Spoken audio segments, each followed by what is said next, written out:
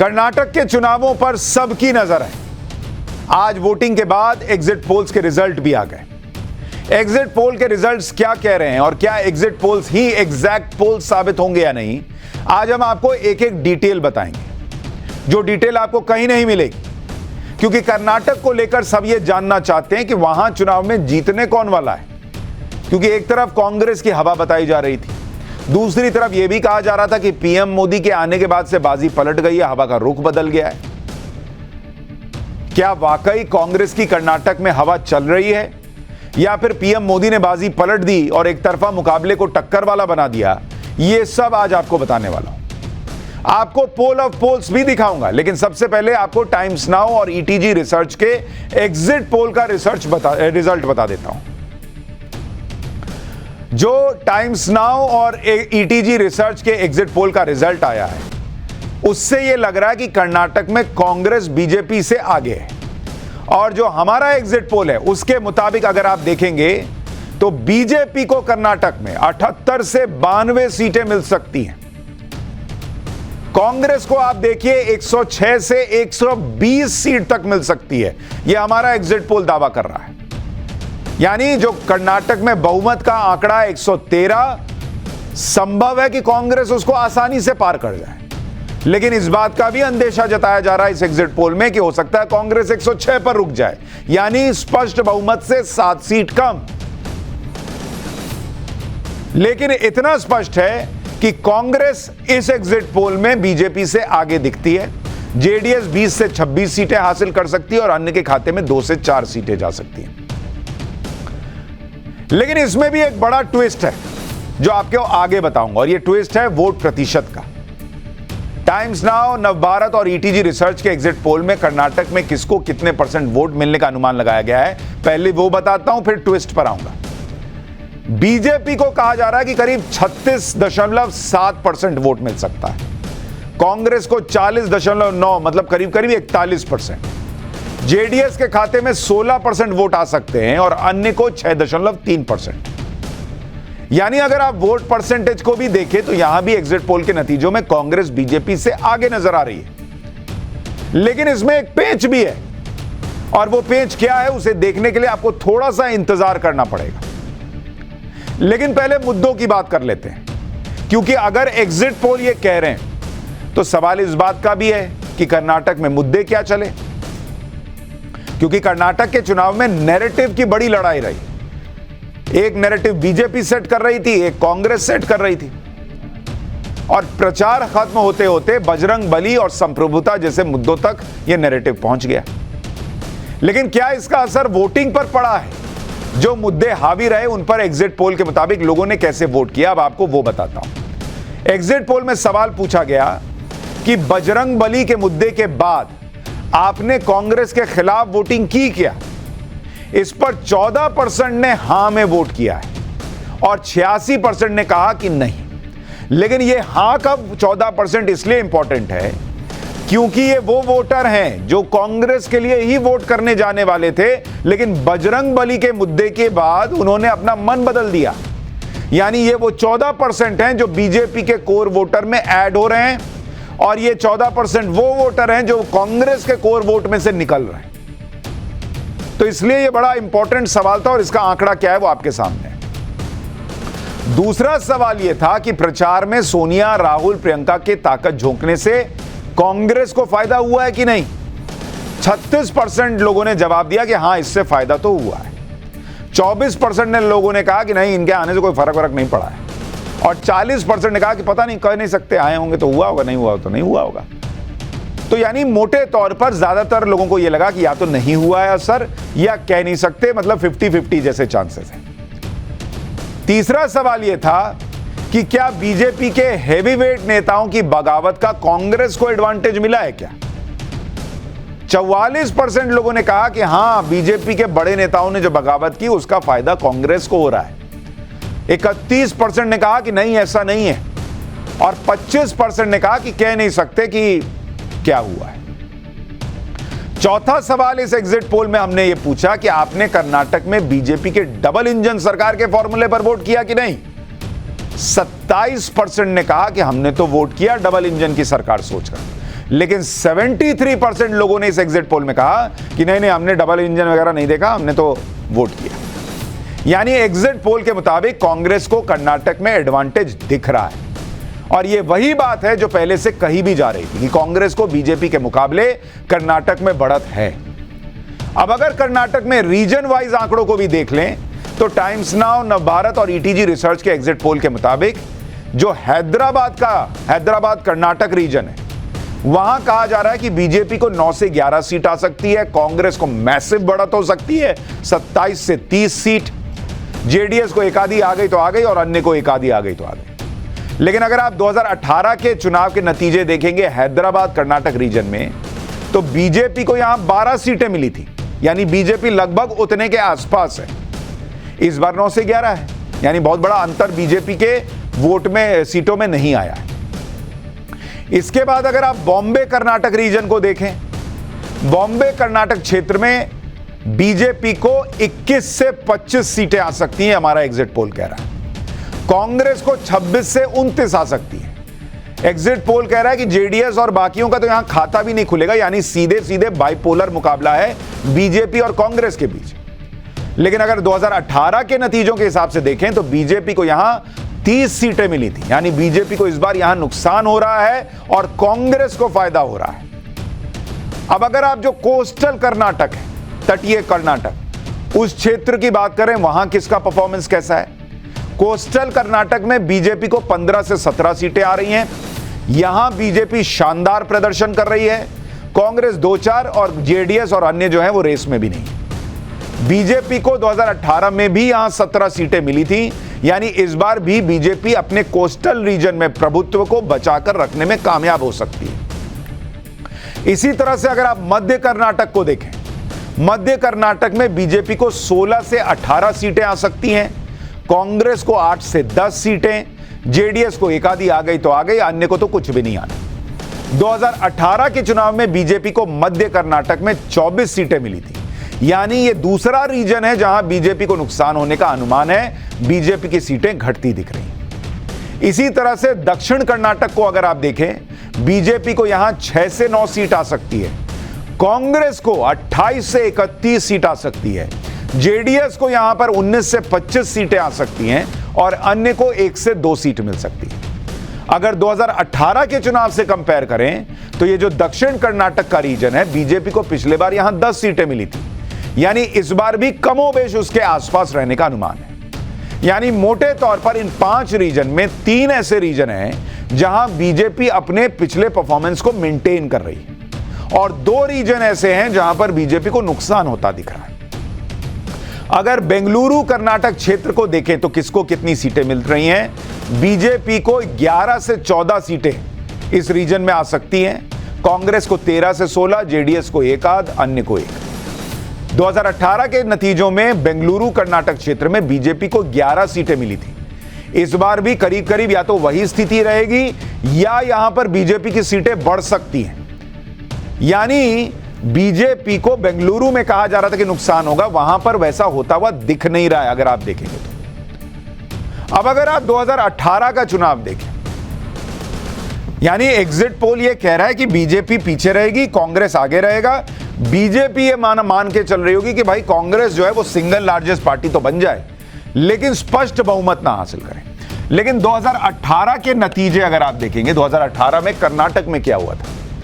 BJP को seat आई थी 104 seat आई थी बीजेपी को 2018 में कर्नाटक के अंदर। कांग्रेस को आई थी 80 सीट, 80 सीट, यानी करीब करीब 24 सीट का। और जेडीएस को आई थी 37 सीटें, 37 सीट, 224 सीट वाली विधानसभा है वहां पर। और यह जब परफॉर्मेंस हुआ था तो इसके बाद कांग्रेस और जेडीएस ने मिलकर सरकार बना ली थी, दोनों जुड़ गए थे। लेकिन अब अगर जब हम बात कर रहे हैं कि हमारे एग्जिट पोल में तो बीजेपी सिंगल लार्जेस्ट पार्टी भी नहीं हो रही और उसको बहुमत भी नहीं मिल रहा, Congress party single largest party भी हो सकती है या फिर बहुमत भी हासिल कर सकती है। लेकिन एग्जिट पोल्स का जो सारा आंकड़ा आया है, अगर उसको आप देखें, किस तरह से पोल ऑफ पोल्स की तस्वीर दिख रही है, वहां पर अगर आप देखेंगे हमारे एग्जिट पोल में बीजेपी को, अब भैया हमने एवरेज निकाला है, बीजेपी 85 सीटों पर आकर रुक सकती है, कांग्रेस को 113 सीटें तक आ सकती हैं और जेडीएस 23 पर। यानी हमारे एग्जिट पोल का एवरेज कह रहा है कि कांग्रेस बस स्पष्ट बहुमत हासिल कर पाएगी। चाणक्य का एग्जिट पोल कह रहा है कि बीजेपी 92 सीट हासिल करेगी और कांग्रेस स्पष्ट बहुमत से काफी आगे 120 पर पहुंच जाएगी। चाणक्य के एग्जिट पोल के मुताबिक जेडीएस खत्म हो रही है, 12 सीटों पर रुक रही है। TV9 पोल स्ट्रैट के मुताबिक बीजेपी 93 सीटें हासिल कर सकती है, कांग्रेस 104 पर और जेडीएस 24 पर, अन्य को 3 सीटें आ सकती है। यानी TV9 पोल स्ट्रैट जो है वो हंग असेंबली दिखा रहा है। माई एक्सिस कह रहा है कि बीजेपी को 71 सीटें आ सकती हैं, यानी बहुत बड़ा नुकसान दिखा रहा है। कांग्रेस को 131 मतलब लहर दिखा रहा है कांग्रेस की, और जेडीएस को 22 सीट। जन की बात के मुताबिक बीजेपी 106 पर हो सकती है और कांग्रेस जो है वो 99 पर, यानी सिंगल लार्जेस्ट पार्टी जन की बात के मुताबिक बीजेपी होगी, कांग्रेस नहीं। यहां ट्विस्ट है। और जेडीएस को 19 सीटें। राजनीति के एग्जिट पोल के मुताबिक यहां भी बीजेपी सिंगल लार्जेस्ट पार्टी है 100 सीटों के साथ, और कांग्रेस पार्टी को 92 सीट है, जेडीएस को 31। यानी अगर हम इन सारे पोल्स का एवरेज निकालें, जो अब आप ऊपर पोल ऑफ पोल्स देख रहे हैं, बीजेपी को 91 सीटें आ सकती हैं, कांग्रेस को 110 सीटें और जेडीएस को 22 सीट, अन्य को 1। मैं चाहूंगा जरा ये पोल ऑफ पोल्स एक बार आप यहां पर डालें। इसमें आपको जो दिलचस्प चीज दिख रही है एक बार वो समझाता हूं, फिर आऊंगा कहां ट्विस्ट हो सकता है। पोल ऑफ पोल्स डालिए एक बार, ये आपको हम आंकड़े दिखा रहे हैं। इसमें अगर आप गौर करेंगे, सबसे बड़ी चीज जो नजर आ रही है कि जिन भी लोगों ने, अगर आप देखेंगे यहां पर राजनीति ने बीजेपी को अगर 100 सीटें दी हैं तो इन्होंने जेडीएस को 31 सीटें दी, और जहां पर भी कांग्रेस को मैसिव बढ़त दिखाई गई है वहां जेडीएस खत्म होती दिख रही है। यानी कांग्रेस के लिए बड़ा जरूरी है कि जेडीएस का वोट उसकी तरफ शिफ्ट हुआ। अब मैं आता हूं कि मैं जिस ट्विस्ट की बात कर रहा था, क्योंकि इसमें तो कांग्रेस पार्टी या तो सिंगल लार्जेस्ट पार्टी है या फिर वो स्पष्ट बहुमत हासिल कर रही है। अब मैं जरा ट्विस्ट पर आता हूं।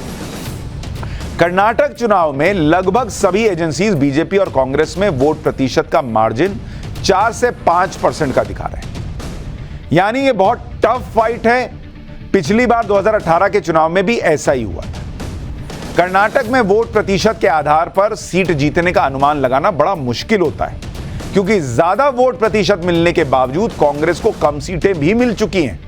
और अगर आपको मैं 2018 के आंकड़ों से दिखाऊं तो आपको समझ में आएगा कि मैं किस ट्विस्ट की बात कर रहा हूं, कि कहां अभी भी उलटफेर हो सकता है, क्या एग्जिट पोल गलत साबित हो सकते हैं क्या। अगर आप 2018 का चुनाव देखें, बीजेपी को सीट आई थी 104 सीट आई, और कांग्रेस पार्टी, और इसका वोट प्रतिशत था 36.35%।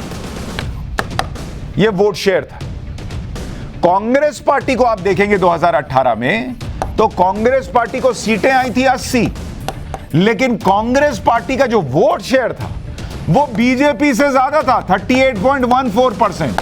यानी कांग्रेस पार्टी जो है बीजेपी से करीब करीब 1.79% वोट ज्यादा लाकर भी बीजेपी से 24 सीट पीछे रह गई थी।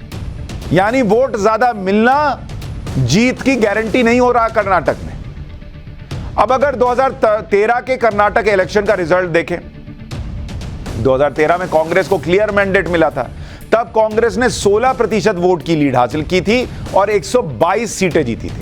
ये हो गया 2018। 2013 कांग्रेस को सीट कितनी आई थी? 122 सीट आई थी, और जो वोट परसेंट था में अंतर था, वो वोट प्रतिशत में अंतर कितना था भाई?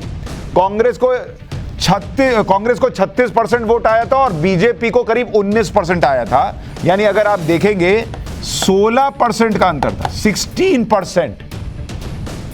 16% अंतर के बाद बीजेपी को जो सीटें आई थी वो 40 पर रह गई थी और कांग्रेस 122 पर आई थी। अब हम 2008 पर आते हैं। ये 3 चुनाव के नतीजे आपको बताएंगे क्यों मैं कह रहा हूं कि अभी भी एग्जिट पोल में कुछ ट्विस्ट हो सकता है। 2008 में आप देखेंगे तो 2018 की तरह ही क्लोज फाइट नजर आती है। 2008 में क्या हुआ था जरा देखिए, बीजेपी को 110 सीट आई थी, ठीक है, और इसका वोट परसेंट जो था वो कितना था, 33.86%। ये 2008 का बता रहा हूं। कांग्रेस को सीटें आई थी 80 और वोट परसेंट कितना था, 34.7%। यानी कांग्रेस को बीजेपी से लगभग 1% वोट 2008 में भी ज्यादा आया था, लेकिन 2008 में भी कांग्रेस की बीजेपी से 30 सीटें कम थी। ये देख रहे हैं आप, यानी बीजेपी और कांग्रेस के बीच कर्नाटक के नतीजे ये कहते हैं कि जब भी क्लोज फाइट हो, 2, 4, 3% का वोट परसेंट का मार्जिन हो, और अगर कांग्रेस को ज्यादा वोट प्रतिशत भी आ रहा हो तो भी बीजेपी की सीटें ज्यादा आती हैं। आप देखिए, अगर कांग्रेस को स्पष्ट बहुमत लेना रहा है तो उदाहरण कहता है कि उसको कम से कम 15-16% यानी बड़ा मार्जिन चाहिए होता है, तब जाकर वो बीजेपी को पीछे छोड़ पाती है। अब ये जो एग्जिट पोल के हम आपको नतीजे बता रहे हैं, इन एग्जिट पोल के नतीजों में भी कांग्रेस और बीजेपी के बीच कहा जा रहा है कि जो वोट प्रतिशत होगा वो ज्यादा डिफरेंस नहीं होगा। सीटें कांग्रेस को ज्यादा दे रहे हैं एग्जिट पोल, लेकिन वोट प्रतिशत के हिसाब से कांग्रेस करीब 40-41% पे रहेगी और बीजेपी जो है वो 36% के आसपास रह सकती है। और इसमें सारे एग्जिट पोल कह रहे हैं कि ±2-4% का रहेगा। तो क्या पिछला इतिहास दोहराया जा सकता है कर्नाटक में? कोई कह नहीं सकता। हो सकता है एग्जिट पोल सही हो जाए, हो सकता है पिछला इतिहास सही हो जाए, क्योंकि कर्नाटक चुनाव में यह इतिहास रहा है कि जब जब यहां क्लोज फाइट होती है तब तब वोट के प्रतिशत के आधार पर जीती गई सीटों की संख्या का अनुमान लगाना बहुत मुश्किल हो जाता है। और एग्जिट पोल्स भी क्लोज फाइट का इशारा कर रहे हैं। अगर क्लियर मैंडेट होता तो सब में कांग्रेस को क्लियर मैंडेट मिल गया होता। अब आपको बताता हूं कि कर्नाटक में 1% वोट मिलने पर कांग्रेस और बीजेपी को कितनी सीटों पर जीत मिलती रही है। 1% वोट की कीमत समझाता हूं। ये देखिए, 1% वोट की कीमत क्या रहती है कांग्रेस और बीजेपी के लिए। 2018 के चुनाव के लिहाज से देखेंगे तो बीजेपी को 1% वोट जो है वो 2.9 सीट जीताता है, यानी लगभग 3 सीट। 1% वोट बीजेपी को मिलता है तो उसको 3 सीटों पे जीत मिलती है। कांग्रेस के लिए ये 2.1 सीट है, यानी 2 सीट के करीब। यानी बीजेपी 1% वोट हासिल करके 3 सीट अगर जीतती है तो कांग्रेस 1% वोट हासिल करके 2 सीट जीतती है कर्नाटक में। ये 2018 में हुआ जब क्लोज फाइट थी। अब आपको 2008 की क्लोज फाइट दिखाता हूं। उसमें बीजेपी ने जब 1% वोट हासिल किया तो 3.2 सीट जीती, मतलब करीब 3 सीट या उससे ज्यादा। और कांग्रेस ने 2.3 सीट जीती, यानी 2 सीट के आसपास। अब ये आप कहेंगे 2.3 सीट तो नहीं होती भाई, उसका एवरेज निकाल रहे हैं ना, इसलिए वो 2.3 3.2 दिख रहा है। आपको 1% के हिसाब से उसको एवरेज करके देखना होगा। अगर आप वोट प्रतिशत वाली कैलकुलेशन इस बार भी दिखाई दें और 13 मई को नतीजे जो आने वाले हैं उस दिन कांग्रेस के लिए मुश्किल हो सकती है अगर यही पैटर्न नजर आ गया 2018 और 2008 वाला। क्योंकि अगर आप एग्जिट पोल में देखेंगे, जो हमारा एग्जिट पोल है, एग्जिट पोल क्या कह रहा है? अगर आप देखेंगे एग्जिट पोल के मुताबिक, एग्जिट पोल कह रहा है कि बीजेपी को 36.7% वोट आएगा, 36.7%, और कांग्रेस को करीब 40.9%, 40.90%। अब अगर इस फॉर्मूले से निकालें कि भाई 1% वोट पर कितनी सीटें आती हैं और 2018 की कैलकुलेशन के हिसाब से चलें तो बीजेपी को इस 36% वोट के हिसाब से कितनी सीटें आएंगी 2023 में? इसका अनुमान क्या कहता है? इसके हिसाब से बीजेपी को आ सकती हैं 106 सीट 106 और कांग्रेस को ये 2018 वाला जो फॉर्मूला है 1% वोट कितनी सीटें दिलाता है, उसके हिसाब से कांग्रेस को आ सकती है 86 सीट। यानी यह भी संभव है कि सारे एग्जिट पोल गलत साबित हो जाएं और सिंगल लार्जेस्ट पार्टी बीजेपी हो जाए, और यह भी संभव है कि सारे एग्जिट पोल सही हो जाएं और कांग्रेस जो है वो सिंगल लार्जेस्ट पार्टी हो जाए या फिर वो बहुमत हासिल करे। लेकिन हमने आपको हर एंगल से समझा दिया कि क्या हो सकता है और क्या नहीं हो सकता है। यह अनुमान 2018 में पार्टियों को मिले वोट का सीट के साथ कन्वर्जन रेट जो है उसके हिसाब से लगाकर आपको बता रहा हूं। यह ट्रेंड कर्नाटक में उन सभी चुनावों में दिखा है जहां क्लोज फाइट हुई है। लेकिन इतना तो जरूर दिख रहा है कि कर्नाटक के अंदर फाइट क्लोज है, और क्लोज फाइट में अगर 2018 और 2008 जैसा कुछ हुआ तो एग्जिट पोल में ट्विस्ट आएगा। अगर ऐसा कुछ नहीं हुआ तो फिर एग्जिट पोल सही साबित होंगे। क्या होगा ये जानने के लिए आपको 13 तारीख को सुबह से नवभारत लगा के देखना होगा। उसमें हम आपको फटाफट रिजल्ट बताएंगे।